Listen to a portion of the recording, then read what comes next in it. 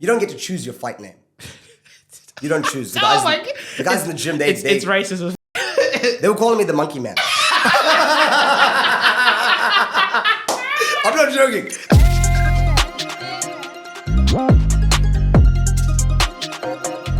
Ladies and gentlemen, introducing my guest at this time, standing at 5'7", comedian, stuntman, ninja, actor, the other half of the laugh mob, the world's cutest Indian. Ladies and gentlemen, we've got Ruven Govender.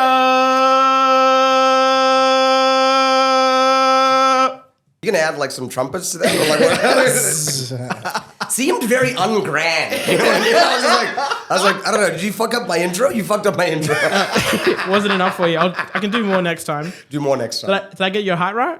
Huh? Did I get your height right? You didn't even hear it, did you? I didn't hear what you said. You were too indwelled in what I was saying. Yeah, enthralled. He definitely was stuck By the intro. You know what I realized? I don't even actually know your name. Oh my god! I'm not sure because you've been messaging me from like the podcast page, and I'm like, oh yeah, absolute nonsense. So I don't even. My name is T or Tanaka, but T. Tanaka. Yeah. Tanaka. Yeah, like your favorite Japanese villain from any movie ever. You're not Japanese. What, like, I'm pretty sure you're not Japanese. Are you sure? I feel like I have a feeling. Are you really? Are you Japanese? No, I'm not Japanese. But I was like, are you Japanese? Why do you have a Japanese name? It's just a very common name in Zimbabwe as well. Tanaka. True. Yeah. True. I'm from South Africa. See, and so the bitter rivalry continues. These motherfuckers went quiet. See that? Just feel the tension between South Africans and Zimbabwe. It ain't never left. For the audio listeners, the reason why it's not believable that he's South African, because he doesn't look South African. I'm fucking South African as fuck. What does a South African look like? White. Wrong. You're like, once they got out, they're probably white. You know what I mean? They're probably, statistically speaking, that's accurate. I have a quick question for you about that. I went on your website, right, in my research of you. My website? You have a website? I have a website? Yeah, do you know that? A Ruven Govender website? Yes. I didn't even know that. You didn't know that? I didn't know that. We can go on it if you want to see it later. Oh my God, that's hilarious. There was one thing from it that said on your website that I really wanted to ask you about it. Because how does this work? Explain to me how this works. Your website says, Ruven is a former Kiwi and South African, now based in Sydney, Australia. Right. So if you're a former Kiwi and a former South African, what are you now? I don't fucking know. To be honest, I didn't write that. I didn't write that, so you're holding me hostage to something that probably ChatGPT wrote. I feel like, I don't know. You're a former. I'm born and raised in South Africa. And then when I was 10, my family and I moved to New Zealand. Okay. And then 14 years ago, I moved here. 14 years ago? Yeah, about 15 years ago, I moved here by myself. 14 years ago? About 15. 40, maybe 15. It'll be 15 this year, actually. 15 this year. You have a very similar life to us. So we have to say, like, you couldn't get the passport. We had to get out. Backdoor through New Zealand. Yeah. A lot of people do that. A lot of people do that. Yeah. Do you go to New Zealand as well? No. Yeah, we were. Okay. So we were. We have the same story. No, exactly. Pretty much the same story. Where did you stay in Auckland? That's funny because you're right. I know. We left. So we left Zimbabwe when I was 5. And then we went to New Zealand. We were there for 10 years, and then we've been here for 12, 13 years. Stop copying me. So it's very copy paste there. Copy paste. Well, that was. I mean, it's a good template. It's a good template. It's successful. I mean, it works. We're here. We're all out here. Look at us go. We've got Old Mate there. You've got your Louis Vuitton Bulls jersey. You've made it. You've made it, brother. We're kings out here. So oh wow. So you guys came. So which part of which part of Auckland were you guys staying? North Shore. So Birkdale, Birkenhead. Birkenhead. That's where all the Africans are staying. Birkenhead is where a lot of South Africans are. Really? Glenfield. I don't remember any. Glenfield near there, yeah? Yeah? Yes. I don't remember any South Africans. How old are you when you left New Zealand? 15. 15, okay. Yeah, Glenfield, North Shore area, that's how we've taken over. Yeah, that's our section. Like in Orewa, we went to school in Orewa, and there was a few South Africans at school. Yeah. Like just a bit rough up there in Orewa. Oh, we didn't know. We only saw it on the bus. We just drove past it. We drove through it on the motorway. Oh, the peasant school. Oh, Ruven, bro, thank you for coming on. Thank you for coming on, having a conversation with us. This is. We never get to have this many black people in the room. Do you know what I mean? No, It's a problem for some. And there's no legal proceedings. Do you know what I mean? It's like a rarity. well, little do you know, we do have the FBI outside the door. They've been waiting for you. They are listening. They are listening. They're always listening. Yeah. Well, Ruven, the way we like to start every single episode. Actually, no, there's another thing I want to do. This is why I have the TV on today. I don't normally have it on. All right. I wanted to have you watch this video about it's because I thought the best way to introduce you is yourself. So I went on a deep dive of the internet, found some videos from many years ago. Saw Kyle with more hair than he has now. Yeah, right. Yeah. Saw you with a hairline normally positioned. Normal hairline. Yeah. I was going to ask, 20 years ago? What was that? are you bald by choice or by force? I've been shaving my head for about 15 years. Oh, actually, no, I've been shaving about like 12 years. And There's a good story behind it. okay, let's get into it after this. Hi, I'm Ruven. My parents are from India, but I grew up in South Africa. Not South Africa, this Africa. I lived in New Zealand, then moved to Australia. I love doing comedy, and I'm passionate about radio. That was never supposed to be for public release. It's on some dude named Alex Davidson's YouTube channel. Yeah. Well, Alex is like our. He's more like my big brother, actually, to be honest. He's still like our online guy. He does like a lot of our things. He still lives in New Zealand. Well, he moved back to New Zealand. True. But that was for a. I got down to the last 5 people in the country for like a radio gig. Just in general, last 5 people in the country could do. Yeah, the last 5 people. I was the last. No, that was for like a. I was going to be a radio host on this like radio show in Sydney. In Sydney. Okay, I was going to say My FM. And that was like we had to make a video, and then we got like. Yeah, I was down to the last year. I didn't make it, obviously. Look at me. I didn't get the job, but I got down. I got very, very close. Very close, yeah. With that video. Who got the job? Some like Greek girl. Are they still doing it? No. She was horrible. it was arguably the worst choice for that radio show. Was she hot? No. Face for radio. No. Even the voice, I was like, I don't know. I'm still talking shit about you, Nicolina. To this day. To this day. I'll never forget. 96.1. Anyway. How we like to start the podcast is by asking some like warm-sea questions. Warmsy? Yeah. Warmsy questions. I like it. Yeah, so what do I call it? No, the warm sea questions. Yeah, so it's like icebreaker. Sorry, I thought normally it's called icebreaker, warm sea questions, and I'm calling it icebreaker, but it's the other way around. It's normally called an icebreaker, but I call it the warm sea questions. The warm sea. Warmsy? Warm seat. Warm seat. Yeah, because it's not. I was saying warmsy, and I was like, oh, that's so cute. You know how like the hot seat questions are normally like hard hitting questions. This is not hard hitting questions. Okay, I'm ready. What's your go-to karaoke song? Okay. Firstly, black people don't do karaoke, so I feel like it's like, do we really go to karaoke? No. We know the words to other songs. We don't have to go to a place and like, no, I don't go to karaoke. That's the whitest question. Who the fuck? Who are you even interviewing? A lot of white people, it feels like. A couple of Asians, maybe? Like this is not, I don't do karaoke. Okay, sorry. Fuck, I didn't know that would offend you to your deepest part of your soul. That was a hot seat question. It's got me hot. It's got me fired up. Oh, fuck. Let me drink this coffee. Okay, fine. I'll move on. What's the last song that you listened to? Which is... I think we were listening together. It was, a bit of Masego. I forgot I drove you here. Yeah. Mixing with a South African producer. If you could travel to any fictional universe, where would you go? Fictional universe. Oh, I'm not a nerd, so what are we talking about? Like a specific... Anything you want. Anything fictional. Specific universe. Where would I want to go? I'm not a nerd. Not South Africa in the 1980s. No, not South Africa in the 80s. No, that's for sure. A fictional universe that I would travel to.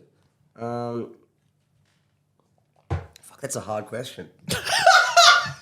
It's a really hard. You said these were easy questions. It's a very easy question. The fictional universe. So let me give you some examples of we've been given. Yeah, give me some. We've been given Narnia. We've been given. Definitely don't want to go to Narnia. Hogwarts. Hogwarts? Yeah, we've been given. From your friend Carl Legacy, he said a universe where he's the only guy and filled with lots of women. So all the girls like small penises. Okay. They don't. Yeah. I think I got it. Yeah. I got it. Have you seen that Jet Li movie, The One? No, but No? continue. Basically, it's like a multi-dimensional universe. Yeah. And he travels through it, and every time he he finds his different versions of himself. He murders himself, and he becomes stronger because. Oh, okay. I was. I've heard of it. Yeah. The ultimate. Yeah. So I don't know. I'd like to. Kill yourself. I think you know what I mean? You want to kill pretty yourself. satisfying to strangle me. Do you know what I mean? Like, I can just see the life escape my eyes. That would be a fun universe, I think. He says confidently. It would be a fun universe, I think. Pineapple on pizza, yes or no? Huh? Pineapple on pizza? What fucking question? You are like the white. Okay, pineapple on pizza, yes. Yes, good. That's all I want to know. Yes. That's I all will I eat want to know. pineapple on pizza. What does that have to do with race? Why are you bringing my race into this? It's very white questions. Hey, I was expecting a little bit more urban. like what? A bit more urban vibe in this. This question's for everybody. What do you like, red or blue? Is that what type of questions you want to know? What's your favorite color, red or blue? My favorite color is yellow, but What, you didn't really give me an option there. You're an Asian gang member. Yellow is my power color. Your power color. My power color. It's I feel strong when I'm wearing yellow. True. Yeah. True. Okay. True. Real. No, I only gave you red or blue option because Yeah, red or blue. Depends. gang members. Depends. If I'm fighting, then I'm wearing red. Because it feel angry. But no, I won't wear red if I'm not the aggressor. I'm not gonna wear I red. try not to be aggressive out in these streets. I try not to wear red too much. One musician you can happily never listen to again. James Blunt. Damn. Yeah. That's not very controversial, so we'll move on. If you were stranded on a deserted island, what 3 things would you want to have on you? Marijuana seeds. Mm-hmm. So I could grow my own. Why would you not? Well, what else would we gonna why do? would you not start with the plant and then use that and then get the seeds from that? So you have some ready to go. I mean that's immediately a better. immediately you are doing better on the island than myself. I'll be like 3 months. 3 months before I can fucking. Then 3 months, I'm like, God damn it! Should have brought the plant. I had 3 options. Definitely take one of those. I would say like I'd need like a saw or like some sort of like multi-construction tool. Oh yeah, You know. like what's that thing people put in their pockets? The thing white people carry. No, but like a proper one that could actually chainsaw. cut wood and stuff. A Not chainsaw. Like, sitting there like, you know. Or maybe something that doesn't need Pocket power. knife. That's what I'm thinking. But like the multi-utility one. Yeah, something like that I could build things with. Machete. You know what I mean? What is the third thing I would take? You're really making me think. Castaway is like one of my favorite movies, so I have thought about this. You have thought about it, but not that. I watch deep. a lot of survival videos on YouTube. Done a lot of research. Are you watching the ones that they build those? I love that. He doesn't say any words. He's sitting there, and I'm like, oh my god. They build I fall huts asleep in to that shit. I build love huts in the forest. Yeah. I love those. Does a person count as a thing? Depends on the person. I would take a person with me. Which one? Probably take Kyle Legacy. Good entertainment. I mean, he'd be riffing out to the crabs and shit. You know what I mean? Like crowd working the ocean. I'd be like, yes. He would very quickly turn into Tom Hanks in Castaway. I feel like he's one day on a deserted island away from talking to a ball. I mean, he kind of looks like that in the mornings anyway. Yeah. You look at Kyle. Oh yeah. Like, You wake up next to each other. a ball. I would take a ball with me because fucking Wilson. What's your death row meal? Are these black enough for you? This Talking about is prison. This is better. Talking about prison? We got there. We got there in the end. I had to slowly transition Death away row. in there. Yeah, death row. What's your death row? Lamb curry and rice with carrot salad and vegetable pickle. That's my final meal. And drink. I don't drink a lot of alcohol, to be honest. You said Doesn't have to be doesn't have to be alcohol. Can be a Fanta. Grape Fanta. Could be Man. spa letter. Grape Fanta. Oh my god. Sparletta. Hello. Oh my god. Maybe some grape tizer. Let's kill it. what? Let's kill the game. Come on Let's shoot for the stars, boys. Grape tizer. Superstars. Who's your favorite cartoon character? Daffy Duck. Daffy Duck. Why Daffy Duck? Because he's black. He's black. He's black and motherfucker. If you had a time machine When would you go besides the obvious ones? Definitely the future. Definitely the future. 100% the future. It wasn't getting better. Like back in the day for our skin people. Do you know what I mean? Wasn't positive. How far in the future are you going? Where do you reckon things would be okay? Because I think we're on the brink of war every day here at our current time. So where do you reckon that? I don't know. I feel like it'll go so far that eventually that the white people will be the ones that are like Minorities. And then it'll be fucked up from there, though. You know what I mean? And they'll be the oppressed ones, and maybe they'll be cool. That's not gonna happen. That's never gonna happen. We're gonna follow their music, their dance moves. No.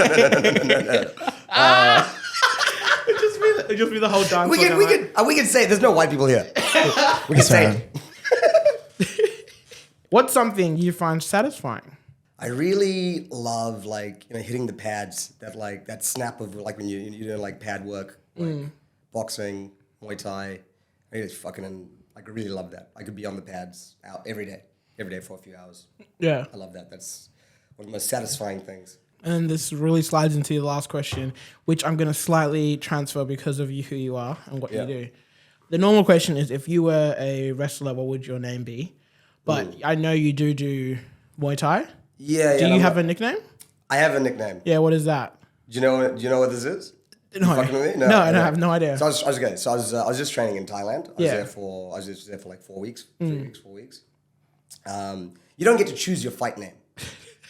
You don't choose. The guys in the gym, it's racist as fuck. They were calling me the Monkey Man. I'm not joking. They were calling me the Monkey Man in the gym when I was training. And these guys were all Thai, and these are dangerous motherfuckers. You know what I mean? Like real. So you got it. You're like, I know. I know. You're not getting out of it. You're but I was like, and then eventually while we're training, like, they're not calling you Monkey Man every time. They'll be like, while you're in the pads, where they're like, yo, monkey.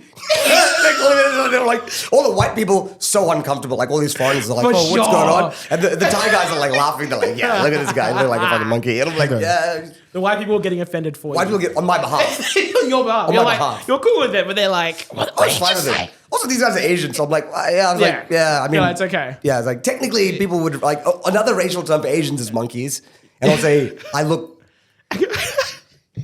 like a monkey. I mean, it's like, you know, do you blame these guys? You know what I mean? Like facts. If they were calling you a monkey, what would they call us? Baboon? Is that she racist? I don't know. Oh my god. Yeah, they called me Monkey Man. I was training over in Thailand. But then I didn't even like plan to fight. You called Monkey Man? I didn't even plan to call Monkey Man. That's true. That's for sure. But no, I was there for. This last year was like pretty hectic for me in terms of I've sort of been transitioning out. Like I've been doing stand up for a long time.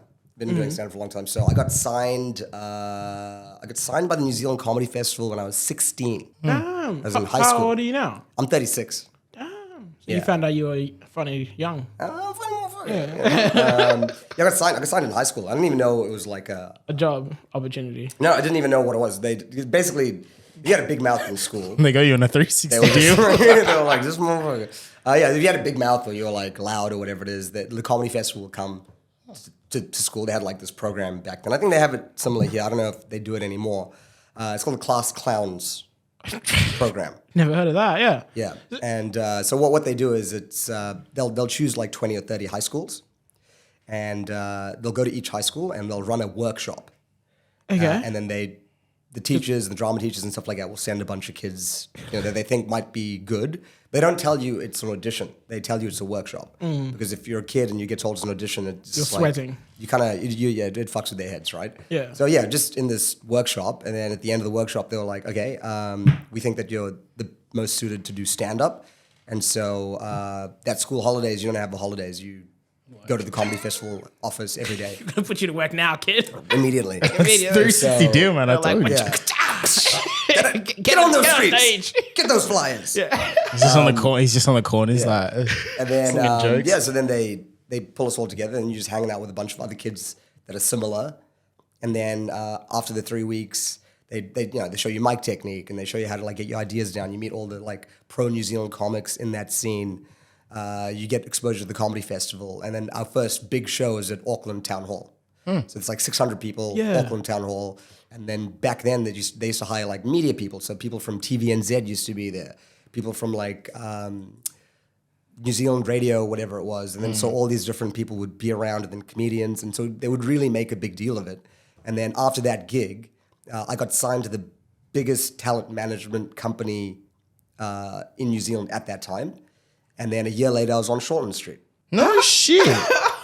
I did see that online. What were you? Were you like a person in the background? Or were you... No. I had You had a line? I had a Mazda. I had a wife. She died. Excuse me? You're on Shortland. I got blown up in a car bomb. I had like shrapnel. I was like bleeding and shit. Yeah, it's on. Really? It's on, you can find it on my What Instagram. school did you go to? What school did I go to? Yeah. I went to Howard College.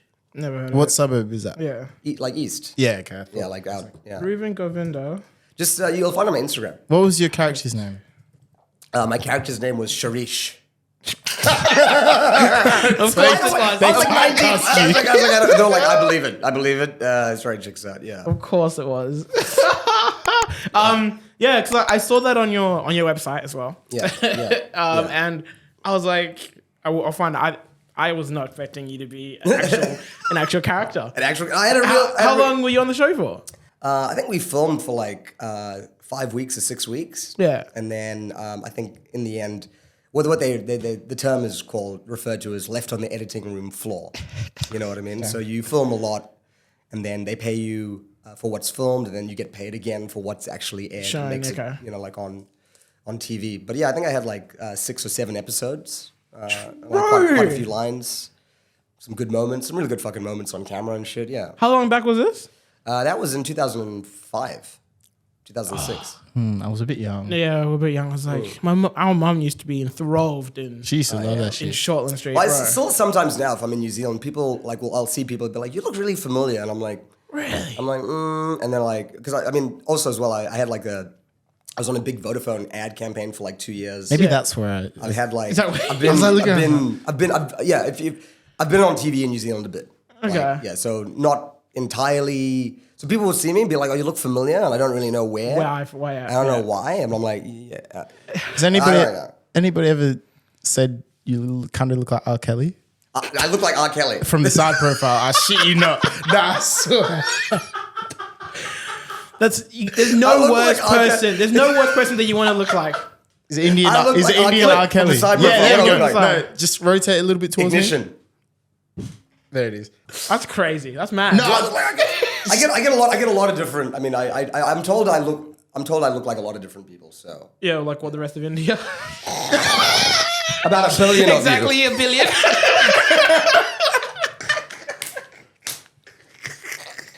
I mean, there are a lot of Indians in New Zealand. I mean, we are the majority. We are the majority.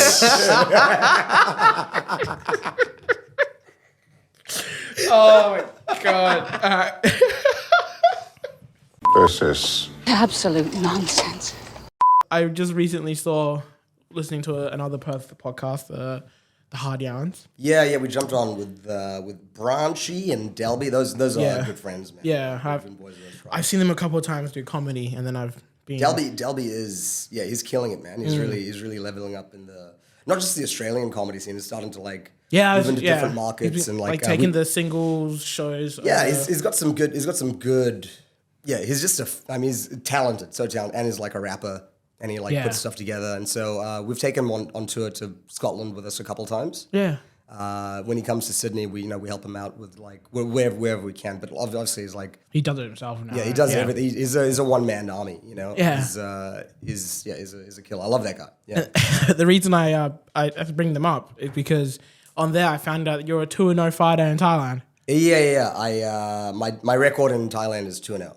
Not gonna like push it down a little bit. My fight record is don't 2-0. Don't talk too much about it. But yeah. 2-0, baby. Yeah, there we go. That's what we wanted. 2-0. 2-0. Yeah, but also as well, I mean, I'm 51 kgs. Are you? Yeah. Are you surprised by that? I'm 51. Yeah. you like surprised? Sorry, I This forgot. motherfucker looks like a feather. Yeah, I forgot what you looked like when you were standing up. So I So that was me when I was literally like 10. was there fighting in. No, sorry. I was in Thailand and I was just training. I went just to Bender. I didn't even go on I'm gonna go fight. I'm gonna go Just to bender. just to get drunk and get high. Okay, actual bender. Party, I thought you you know were what I mean? trying to use some fighting terminology. terminology. I was like, what is a bender? Yeah, and then, but also when I'm on holiday, what I enjoy doing is I enjoy waking up, smoking weed, eating like curry and rice, doing Muay Thai, and then just going through the streets and ordering like skewers, like going into just going deep.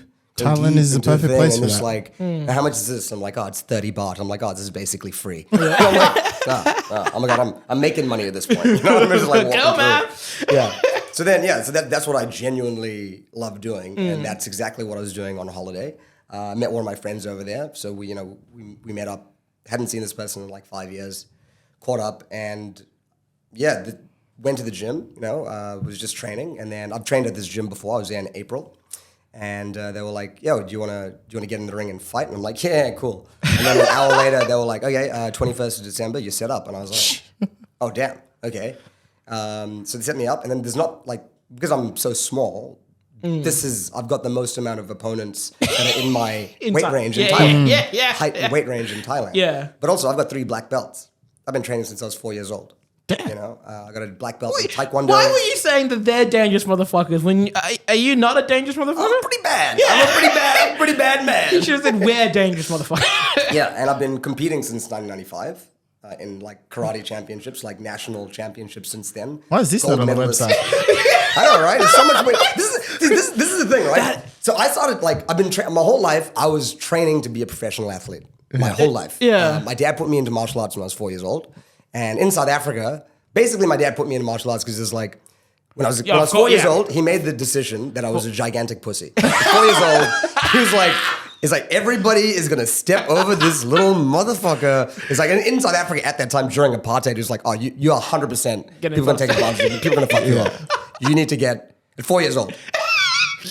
4 years old. And Forward thinking. I like it. Put me in martial arts, and then forced me to start competing. I mean, I hated it. Every child is like, you're 4 years old. You're not coordinated. I want to stay at home, watch cartoons on a Saturday morning. Yeah. But then my father was like, you got to grow up. At 5 years old, you got to grow up. You got to grow up and get serious. I'm not even joking. You think I'm joking? I'm 100% serious. No, right? I believe you. I believe you, yeah. And then I was training 3-4 days a week. And then every time an opportunity came up for fighting or for tournaments, everything, my dad was like, you need to be the number 1 pick. You need to go and be the number 1 pick. And I was the only brown person in our dojo. So he was just like... Even in Africa, you're the only brown. Well, we lived in a white... Well, I mean... So my dad was he was the first non-white manager in company history in South Africa. So he was just in general. In the that portrait industry for that company. For that company. Oh, Okay. Africa. Okay. I think I would have meant been surprised if he general. said for the first time ever Yeah, somebody. but it was 1991. He was like, You know what I mean? So yeah, probably.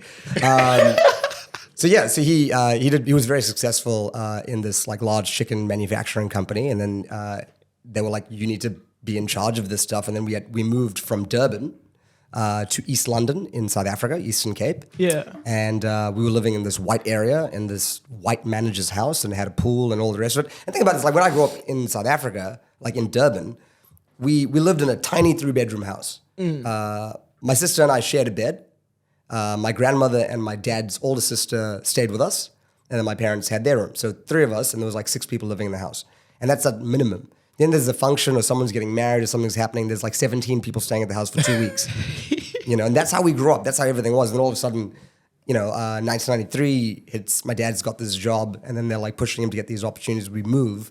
And then like I had my own bed. I had my own room. We had like a spare room in the house. This was like a pool, like a huge yard. We were like, oh man, 20 motherfuckers could live in this house. You know what I mean? Or like, this is like a family estate. Yeah. So yeah, and during that time, because of where we lived, I was the first non-white student at my school. True.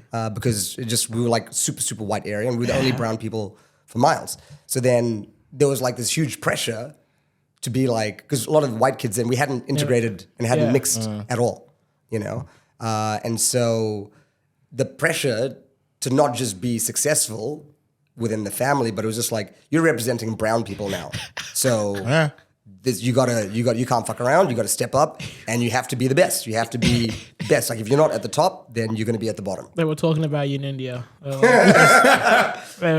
writing books about you. So yeah, was training with that, and then when we moved to New Zealand, didn't really find the same sort of like dojo like mentality. Like, is it because there were more brown people in the dojo, so you had more competition? More competition. Shit. No, not even that, man. It was like. You know how South Africans are. Yeah. You know how fucking psycho we are. Yeah. So then they had like a real hard mentality, you know, of like training and this and discipline and all the rest. And you get to New Zealand and then like it wasn't the same, like it's not the same like level. Chill. You know, everyone's like chill, everything's easy, everything's happy. No one's fighting for their life. Yeah. Do you know what I mean? There's no ethos of they're not fueled by struggle. There's no hunger. That's the problem with this generation. You know? No one's hungry. So when I got to New Zealand, I didn't really find the same like vibe. And then eventually I started training in what's called Jonghap Musol, which is a South Korean martial art. Oh, okay. It's Taekwondo, Hapkido, and Kung Sudo, all combined into one. Sounds. You're just saying sounds to us. Yeah, it's basically the Korean version of MMA. Like okay. Thank you. Ancient. Thank you for dumbing that down there for us. And so I trained with these guys. I trained under Grandmaster Wu for many years. Sounds like a obtained all scary my guy. black belts with him. And Grandmaster Wu. Grandmaster Wu. Dangerous man. Yes. Dangerous man. Didn't speak much English. And through that, managed to obtain a sponsorship through Adidas. I was on the national demonstration team. I had 2 dojos. I had 150 students I was in charge of. We used to ref tournaments. That was my whole life. At this point? This is all before I was 16. Damn, what the fuck? Yeah. Me. I love that your dad didn't go like the generic route of an ethnic person and going like, you must go to school. He was like, I still had to go to school. I still had to fucking be the best in school. So I also had a fully paid scholarship to study whatever I wanted at any university in New Zealand. You're a fucking onion, eh? That was push. You got fucking onion. You got layers to you, bro. Layers, my friend. But then, see, the thing is, my whole life I was training, and I thought I was gonna. When I was a kid, they'd be like, "Oh, what do you want to do when you grow up?" And I was like, "I want to be a Ninja Turtle. I want to be a Ninja Turtle, 100%." And even now, you still kind of want to be a Ninja See, Turtle. that was the fictional universe that you wish you should have. That's the one that you. That's the one. Can we go back? Can we go back to the edit? We can cut that in. We can cut that in right now. No, but I always wanted to be into like nunchucks. Yeah. Thing. Watch me roll nunchucks. I'm the best. Who's your ping pong with nunchucks? That's how accurate I am. So was your favorite Ninja Turtle the one with nunchucks? Michelangelo. Yeah. And he's the Joker, so same. It's basically my personality. It's basically me. Yeah. But yeah, so it's funny because when that was my identity, that was everything that I was. And it was also every year I used to go to like the Auckland and like national champs for sprinting. Great sprinter, right? I can run 100 meters. I used to be able to run 100 meters in 11.06 seconds. Shit. It used to be, that was my time in high school. High jump, at that long point, jump. that would be borderline world record at that point. No. No? What was the record then? You had to get like 11 flat to get to the qualification. Oh, true. At that age group. Yeah, but wasn't before Usain Bolt. It also depends on who runs faster than you. Just remember in Auckland, you'd be standing in the starting block, you turn to your left, and there's like a Tongan guy with a full beard. Yeah. Do you know what I mean? It's like, motherfucker's 15. You're like, oh shit. It's dependent on who runs the fastest in the top times. So I never used to train for sprinting. I used to just show up you were just show up and be there, and then they'd be like, "Oh, you need to come to the," and be like, "No, I'm going back to fight people." Sorry. Like I'm a real athlete. I'm a real athlete. I'm gonna go back and fight people.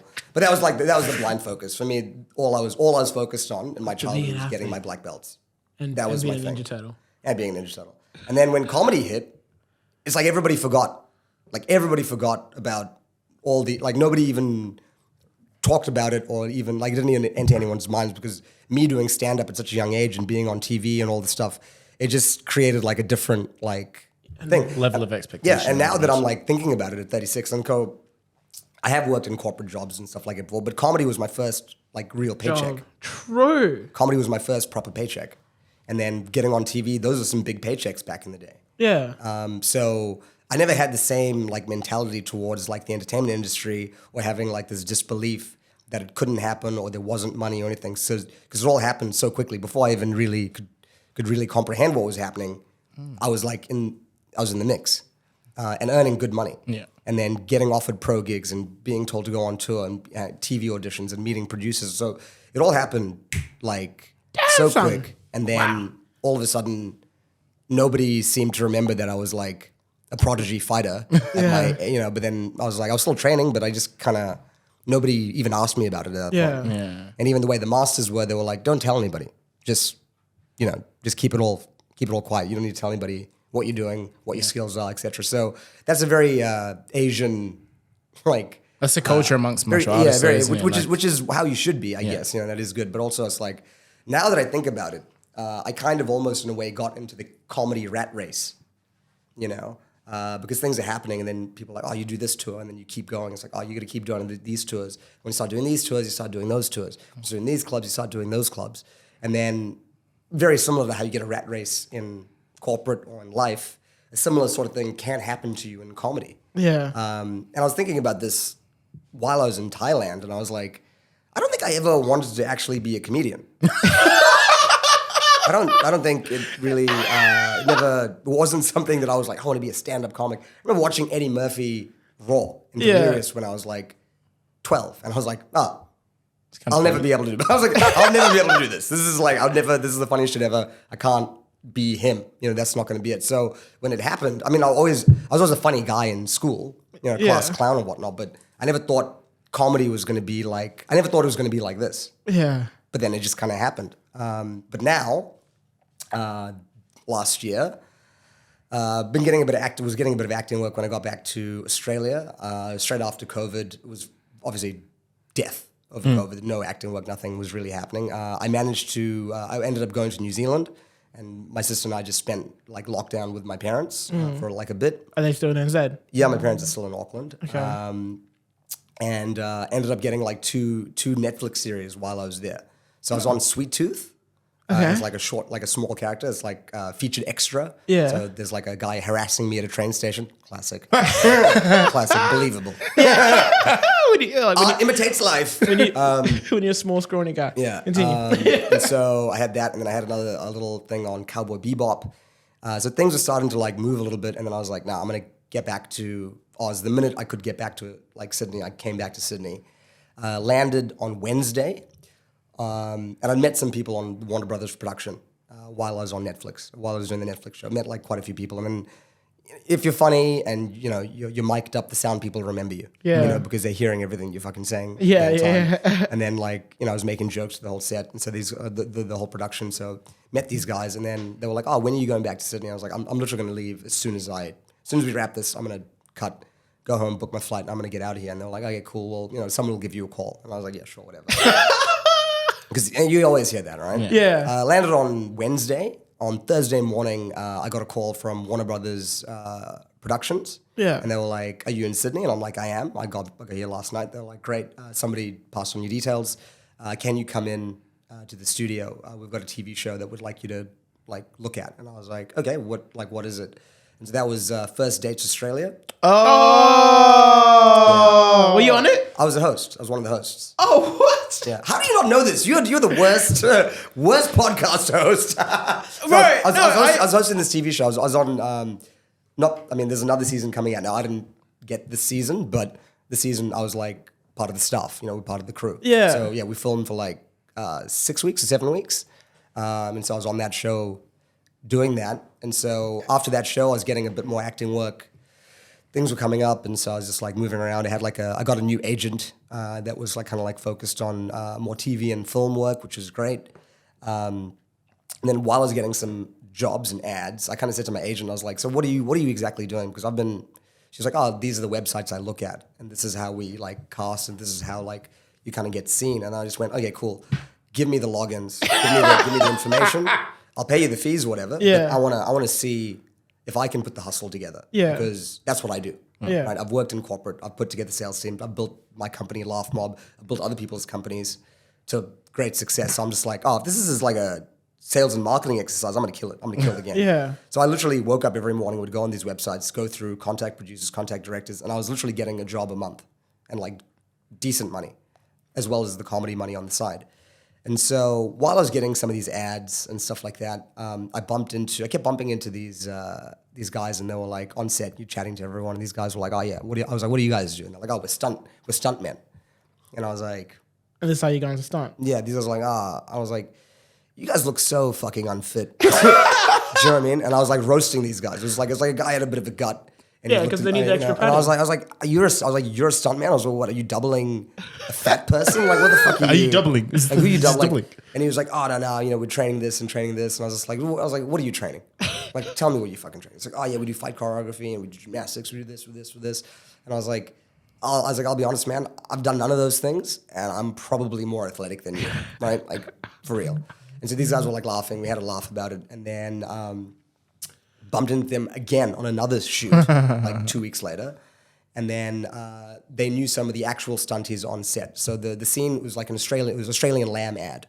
So we were on set, and then like everybody's eating lamb. It was like diversity. Oh yeah, I've seen those ones. Yeah. So we're doing this ad, and then some stunt guys were there. Yes. I think you may have seen me, maybe. No, the most recent one is like different generations and the closing the gap. This was like a year and a half ago. So yeah, but this is their new ones. Yeah, they usually film it for summer. Is it like? Australian Is it like? Oh, let's put a pork on your first. Well, the scene was entitled Ranjit's House. Take a wild guess who I was. Ranjit. So yeah, surprise. Actually, no. Funny thing was, I got there, and there was another Indian guy who looked exactly like me, except he had hair. And I was like, really? Surprise. I was like, and he was Ranjit. I was like, what the hell? I was like, 2 Indian guys. What the fuck? Yeah, bumped into these guys, and then the stunties were on set. And why did they need a stuntman there? Huh? Why did they need a stuntman? They were gonna do something. They were gonna do something where somebody was gonna jump over the table and grab something. So even for the most basic stuff, they need some people. True. And so this was gonna happen, and then these guys showed up at like midday, and they were gone by 3 p.m. And I was like, man, I'm on set at like early, and we had to leave after all that was done. And then I was like, I spoke to the guys, and the job was well paid, but I was like, oh, like roughly how much you getting? And it was about 3 times what you were getting, what I was getting. Yeah. And I was like featured. My face was like on the ad and stuff, and this guy's face wasn't even on the thing. Yeah. And I'm like, just his gut. And then so they showed up later, and they got paid more, and they did less, and the stunt wasn't that like. Didn't seem. I was like, I could have jumped over the table, you know. So then I was like, maybe I'll like go meet up with these guys. And as Rory was saying to you, his girlfriend is like a very successful stunt person, and I ended up. She was just like, hey, why don't you just go and meet up and train with the guys that I trained with? Turns out it was the same people. Exact same people. They're like, this motherfucker. So I showed up, and these guys saw my face, and they're like, this guy. They were like, this guy. Dude. But then, yeah, I mean, I backed up everything with skills. You know, I'm just like, roll the nunchucks, could do all the fight moves, could do all the stuff, could move on the wires. Like I move very well. And these guys were like, oh shit, you are the real deal. Yeah. And so yeah, I'm almost ticketed to be a stuntman. I need some paperwork and stuff, like a few more boxes to tick off, but I've already got some stunt jobs. I had like a zombie music video in November. Yeah. I've been on set a few times, starting to like build it up. There's a few producers and directors I'm starting to meet, but yeah, I'll be working in movies. Wow. Pretty soon, I'm pretty sure. Congratulations. You're an Congratulations. onion. That's this episode called The Onion. The Onion. You got so many fucking layers. That should be your fight name. The Onion. I got more layers, baby. Funk monkey, Let's keep peeling. God damn, bro. You questions? I have, yes. Let's go. Don't mind me. Ask a question. This is organic conversation. So, stunts, I'm somewhat familiar. Like we'll talk about the term of typecasting and like that field of typecasting. Hypothetically speaking, Bollywood action scenes. What's the pay? Like I know Bollywood's a massive industry, but I don't know what the pay would be. Are you asking the Indian man about Bollywood? I am. I've never been to India. Shit. I'm the most un-Indian fucking dude. Seriously. Is your accent just from your parents? Yeah. True. You from Zimbabwe, you know our shit. You got fucking Indians there too. We've been living in Africa for like 170 years. Yeah. 5 generations. Like So, I don't have like I'm like I have the genetics, but like I am South African. Yeah. Like, you have a hint of Indian accent. So I'm just going like if you've never been to India. Indian accent. a hint of Indian accent. I didn't want to. I wasn't sure. I wasn't sure how you're gonna take it if I said you're Indian. You motherfucker. You look Indian. You sound Indian. Stop saying South African. I know an Indian when I see I would slap you. I would slap the shit out of you. I wanted to. You see the UFC yesterday? You see the UFC? We're fucking middleweight champs, motherfucker. We're dangerous. No, I don't speak any Indian languages. Yes, I eat the curry. Yes. Who doesn't? But I don't even like I don't like the North India. I don't like the Indian curries. I like the South African Indian curries, which is a mixture of the African, Indian. Yeah. It's our thing. Yeah. It's our thing. It's uniquely. So I'm not either. The funny thing is, you're the first African person to say that to me. You're not African. No, it was a joke. It was African. It's the worst African. Here's the thing. You see that shit from Indians. Indians from India. It was a joke. And I will say this. I'll say this on the podcast. Indians from India are like the worst people. Like they're the worst. I don't like them. I'm gonna say it. They're the worst. Oh my god. Because you meet an Indian from India and they'd be like, where are you from? And they get excited and then I'm like, they realize that I'm not like fucking Indian. You know, because I'm not fucking India. I've never been. I don't give a shit about it. Anything like that. Yeah. I eat beef. You know what I mean? I'm like, yeah. I'll eat the shit out of a cow. That's a telltale sign. So immediately they're like, oh no. And then like when I meet an African person, immediately I'm like, where from? South Africa. Or they'll see you and they'll be like, oh, yo, you do the nod, you do the rest of it. An Indian person will be like, you are not real Indian. You're not real.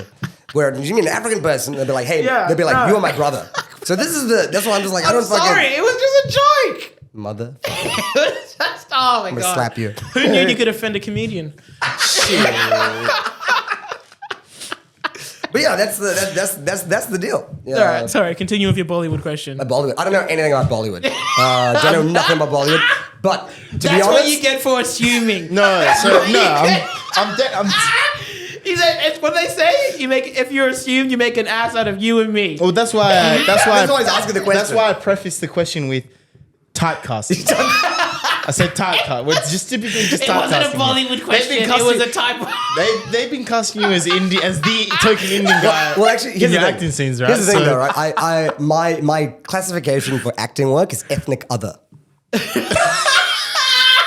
I'm not joking. 100% ethnic other. Ethnic other, jeez. Because when I get cast as something, I get thrown in Caribbean, African. Well, that's the thing, though. Indian. The Indian diaspora is that. What is he? What he could be? And also, I'm dark skinned. You know, like, I'm not like a.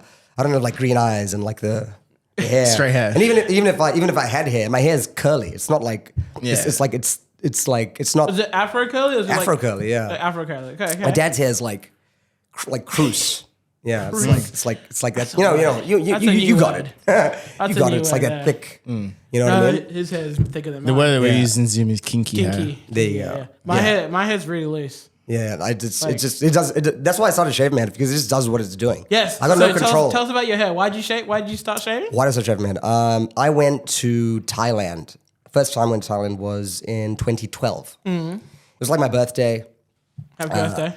At the time, it was my birthday. Happy birthday. Thank you. You're welcome. Belated. Just went with my boys. Went with boys, and we went on this trip to Thailand. You know, just have fun for my birthday. Some of them didn't have money for it. I was working in a corporate job at the time, so I was like, just put the money down. I was like, bang, we're going. We're all going to Thailand. So we go and partying, having a good time. And then one day we went to one of the temples and walked in, and I don't know what it is about Thailand, but people are laughing at me from the time I get off the plane. Like, people in Thailand, they just look at me, they look at my face, and they're like, this guy. The monkey. The monkey, the monkey man. Oh my god. So it's fun. I mean, it is a good time. I like Thai people hold in Thailand holds a very special place in my heart. I feel like you like Thai people more than you like Indian people. Fucking yes. They're way better. They're way better. Thai people are way better than Indians. Thai people are better Indians than Indians. No, you actually say it, yeah. I hear that. They are pretty similar. Yeah. So we went to So we go to this temple, and then these monks see us, and then they start laughing at us straight away. They're like laughing at me, and then they like pulled us aside, and there was like 5 or 6 of us, and they were like, "You guys come with us," and we were like, "Okay," and they were like, "Oh, it's a very special time for you," and they're pointing at me. There's a very special time for you right now, and I was like, how the fuck do they know? Because it's like literally my birthday and shit, it was a thing. And it was it wasn't the sash you were wearing. It wasn't the big fucking, It wasn't the hat. It wasn't the hat. And they pulled us aside and they were like, "Oh, we'll take you through the temple." And we were like, "Okay." And so they took us through. They showed us a few things, and then this guy was like, "We should shave your head." And I was like, my hair was like short anyway. I was like kind of keeping it like number 2 or like Corporate number 3 guy. or whatever it was at the time. Had a bit of a fade. Had the fucking Very corporate. Had the waves. corporate. It was perfect for corporate at that time. Yeah. And then he was just like, "No, this is like there's a lot of ego and vanity around what you like. I'm feeling this right now. So you need to get to a point where he's just like, when you shave your head, when we shave our heads, it symbolizes a removal of vanity and it purifies yourself." And I was like, "Oh, okay, fair enough." And then they shaved my head, and then they gave me, actually, I think I got it here. They gave me this. Yeah. Camera, boom. This what is a is it? tiger's tooth. Tiger's tooth. Okay. It's a tiger's tooth. For Take a look listeners, at it. it's a necklace. Yeah. So he gave one to me, and he gave one to my cousin after they shaved my head, and they were like, "This was a tiger that lived in the temple. Mm-hmm. They took care of it, or whatever it was. They found it in his cub and it was injured, and it stayed there. And then after it died, they removed some of the teeth, and then my cousin and I are the only 2 people to have those 2 incisors. Yeah. Fuck. And I've Canines. canines. Yeah, Canines? I was gonna say, are they I canines? was like, are they canines? Because it's a feline. The felines. It's I just don't a know. type of tooth. Yeah. So I feel like it holds a lot of spiritual power. Yeah. A lot of spiritual things. So then, ever since then, I've just been shaving my head. And you keep it with you? I never go anywhere without it. Obviously, yeah. Yeah. True. So yeah. So you wear sorry, not wear. You wear your bald head.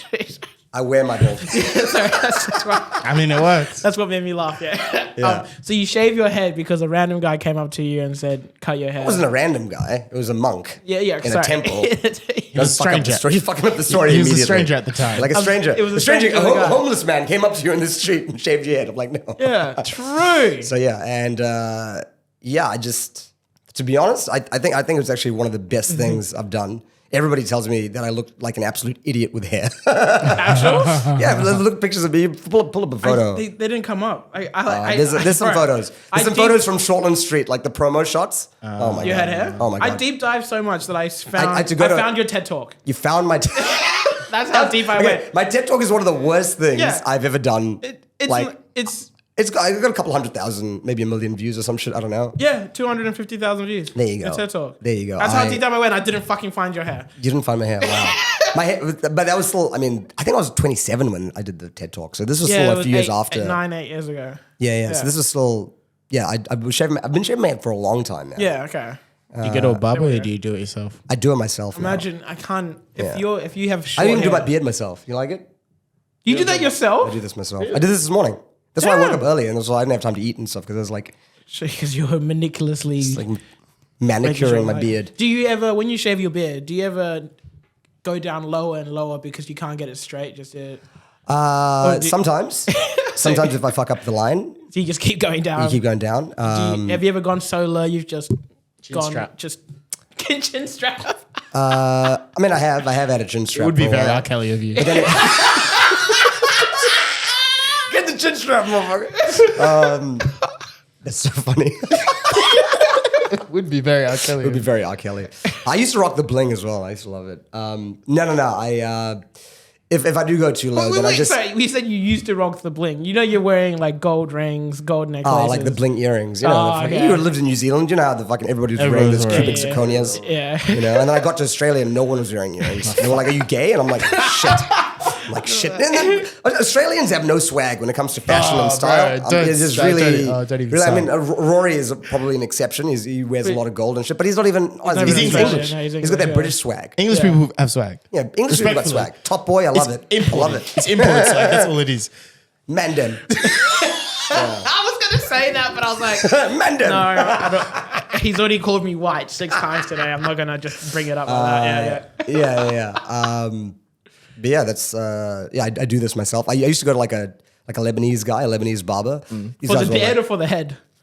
both. True. I used to, and then it was like, but more. I used to go in there because it was like going to this barbershop in Sydney was like, quick shout out to Sydney barbers. These guys are the fucking best.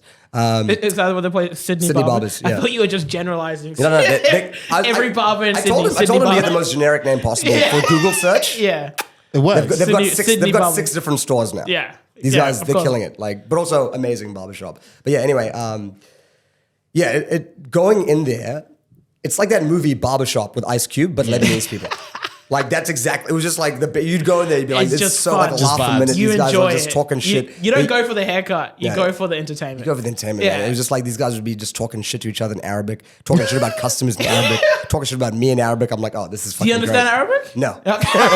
But I know they're talking shit. You know what I mean? I can feel it. I can feel like, it. bram, My bram. ears are hot. I can hear it. I can feel it. But yeah, so I used to go in there and then literally these guys would just like have my beard manicured. I go in there every 2-3 days. Yeah. These guys would just have my thing manicured perfectly. I was working in corporate job. Then I used to just love it. It was just like my me time. And then since then they kind of showed me how to like basically going in there and just watching. I'm like, oh, this is how they do the beard. It's actually pretty simple. You get in there every 3 days. You're watching these guys do it. They're doing your face. I know what I like. So now when I go to a barber, I get a bit annoyed unless I'm going to like a handful of dudes. Unless it's like Turkish or Lebanese. Or like an African guy, I'm not gonna let that guy touch my face with the blade. And sometimes as well, the guys are saying to me that I don't know how you are, but if you're getting a fade or if you're getting your hair done or something like that, and a guy's fucking it up, you'll be like, yo, you fucking it up. I need you to. A lot of the guys in the house, they have social anxiety. They're like, they go to the barber and they come back from like this, and they're like, I'm like, what happened? The guy fucked up your face. You're bleeding on the fucking cheek, and they're like, oh, I just didn't want to didn't want to think. I'm like, you are a pussy. You are a pussy. But also, I'm South African, so if somebody doesn't give me what I want, you're gonna hear about it. You're gonna fucking hear about it. I'll fucking tell. I'll do a Google review. I'll fucking tell. I want to speak to the manager. Anyway, South Africans, the original Karen. The original Karen. Yeah. This is absolute nonsense. So we're gonna play a game. We call it This or That. If you've heard of Would You Rather, It's that, but it's this. I got a series of questions. They're all pretty mild. Pretty mild. Pretty mild. I like it spicy. We'll leave that one for last then. All right. Okay, so this or that. Live with no internet for a year or no sex for a year? No internet. No internet. That was the fastest you've answered any of the questions. Actually, no. Because you could order sex on the internet, couldn't you?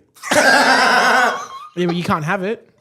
True. I could order it. I could pay for it. Yeah, but you can't have it. But I couldn't have it. But you can't enjoy it. Oh, man. I mean, to be honest, I'm a comedian, so I Wait, mean, you say for a year? Yeah. Oh, no, sorry. Well, I think I'm going to take my answer back. I'll have no sex, yeah. I'm going to take my answer back because, If it's, I mean, there've been years I haven't had sex. yeah.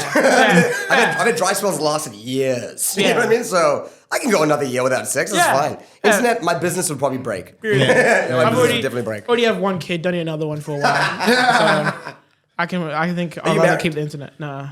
Not married? No. Oh my God, you're living in sin. And that's how I like it, baby. I like it. This or that. Hate every present that you receive or have every present remind you of your worst ex? I'd rather hate every present I receive. You know, like for Christmas you get socks and you're like, fuck you, man. Yeah. I'd rather hate it. I mean, I mean, I've got some weird X's in the closet, like in the skeleton. They're still there in the closet. The bodies are still there. They're watching. The bodies are still there. They're watching me. So no, I would much rather leave them out of my memory and current. So yeah, I'd rather hate every present. I think I'm the same. I think it'd be a better story. It'd be a fun story. I go like, this one year I got a dead fish for Christmas. Reminds me of my ex. One and the same. Okay. This or that. Have weights hanging from your nipples or from your septum? What's it? Oh, the thing Septum's in the nose? Yeah. My septum's pretty much been drilled out completely. Oh, septum, this part here. Yeah. Oh, See which part he's been drilled out completely. shit. You know, the deviated, the thing inside, they drill it out or whatever. I've had nose surgeries. I've had like multiple nose So surgeries. your septum's that one. I don't know what it is. Your sinuses? Are your sinuses drilled Deviated out? septum. Isn't it your deviated septum? I don't know. I've had the surgeries. I don't fucking know what Well, it's the called. septum piercing's the one that's like here, the bullhorn one, the pig digging hole one. So, That's that one or my nipples? Yeah, I'd go nipples. Fucking, my nose is so sensitive. Nipples, not so much. Squeeze away. Have at it. So them years of martial arts and just contact. Is it weight? Yeah. Yeah, how- I'll go the nipples. My nose. Leave my nose alone. I've got pretty small nipples. Really? I've got. Yeah, my I nipples. find that hard to believe. I've got really small nipples. The junk food goes to my tummy, not to the nips. Not to the nips. Not to the nips. Hasn't grown proportionately. So I think I have to go nose because I've got an African nose, so it's big. The African nose. You could tow a truck with that. You could tow a truck with that thing. Yeah, if I breathe hard enough, I can blow the truck away. It's just wind power generation. Just That's all wind that power is. generation. Power plants have been asking for me for a very long time. Wind operations. Oh, we're still going on this riff. Yeah. Oh, it's still alive? Okay. Hey, we can keep it going. Or that. I snort so much coke. Allegedly. Have the whole bag in one go. There you go. I hate spring still socks. Hay fever sucks for me though. Since his nose is so big. It's the season. The Colombian flu season. Nah, go ahead. I'll probably edit this out. This or that. Have 19 children under the age of 15 or be infertile, sorry. Have 19 children, all of them under the age of 15. What do you mean? Like, so I was 15 before I had these kids. No. Your kids are under 15. All the kids are under 15. Yeah. 15 kids. Man. I would rather.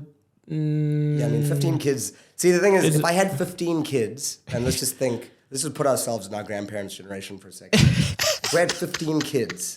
In this economy? That is free labor for any business. That's a restaurant. I could run a restaurant. You can run That's my Indian side coming out again. No. Man, you have 15 kids. One of them is bound to be successful. Or famous or some shit. You'd hope. So, How many kids did your parents have? 2. And your grandparents? 22. A lot. Actually, the funny thing is I was talking to my mother about this yesterday. This is so dark, the subject right now. My mom is from 7. Has 7 siblings. My dad has 5. But both my grandparents, I think it's like 11 or 10 each, roughly. And all of them had lots and lots of kids. Yeah. But here's the thing. Like back in the day, like my parents' generation, and my mom and my dad are the youngest of their like siblings and whatever, all home births. No one was born, like only our generation was the first generation to be born in hospitals. True. Soft. Yeah. Soft. You know what I mean? But ironically, I thought that back in the day with all that kind of stuff, these guys are basically like living on the plantation. So our family, like my great-grandfather worked the sugarcane plantations his whole life. And then my grandparents also grew up in the plantation. We have 2 generations growing up in the plantations in the farm areas. Yeah. Voluntarily? Yeah, voluntarily. I was like, I don't think they knew the terms and conditions. They went through the contract. Where's the dark point in this?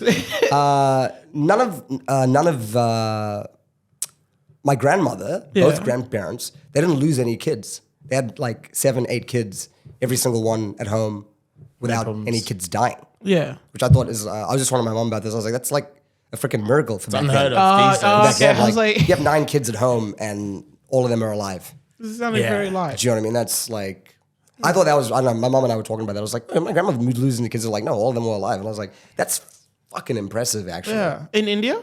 In South Africa. South Africa. So I don't know. I can't remember how far back your. Yeah, and I don't know anyone. Okay. I don't know anyone in India. True. Yeah, I don't have any. Except for Sanjit from Vodafone. Who's probably my cousin. We probably are related. Do you have any more questions? Yeah. No? I'll go one more, but it's pretty lame.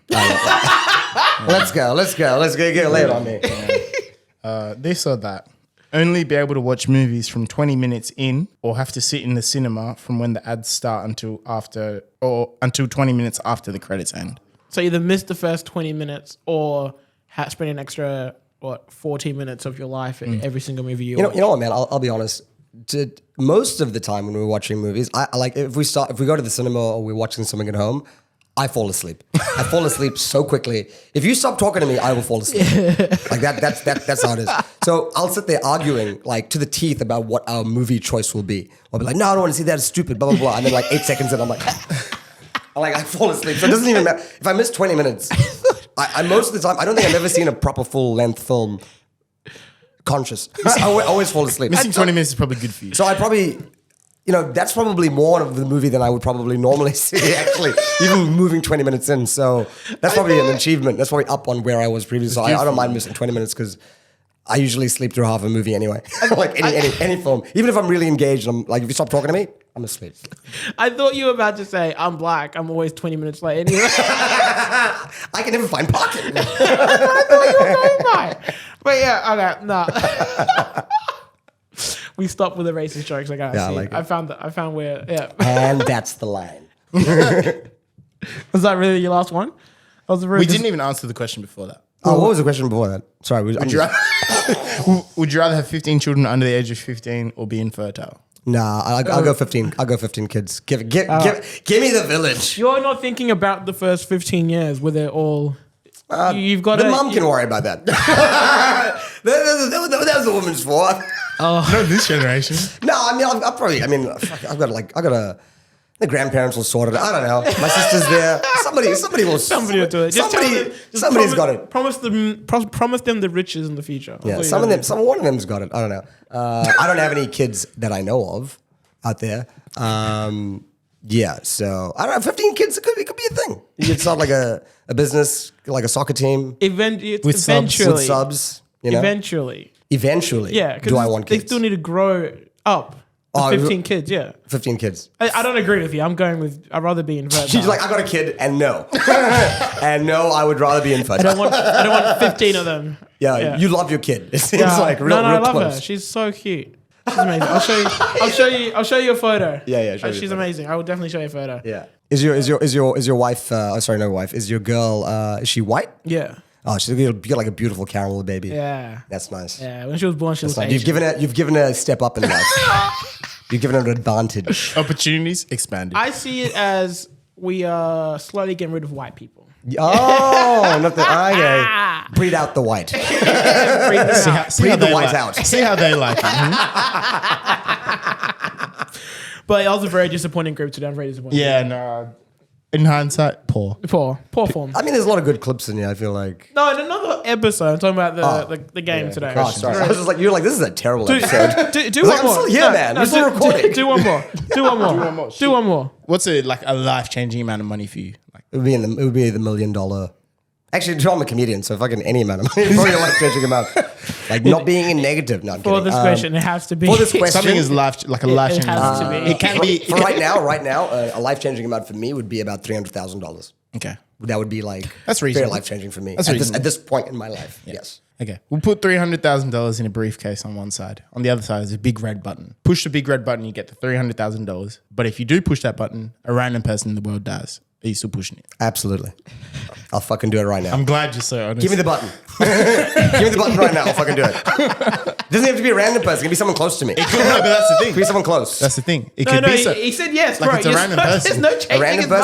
person, even better. It could be a mom. It could be I a don't know mom. the person. Oh my god! What are we even talking about? He's trying to I have no convince- connection. I'm never going to see this person. They don't know that I pushed the button. he's trying then to- yes. So- then yes, I'm pushing the button. By Stop random. trying to. He's not. Give me, Hold on, wait. give me 2 buttons. I'll press it twice. Stop trying to convince him. You're not Random gonna selection is. If I hit it 8 times, do 8 people die? Statistically, it's not all You're like- bad. I mean, you know.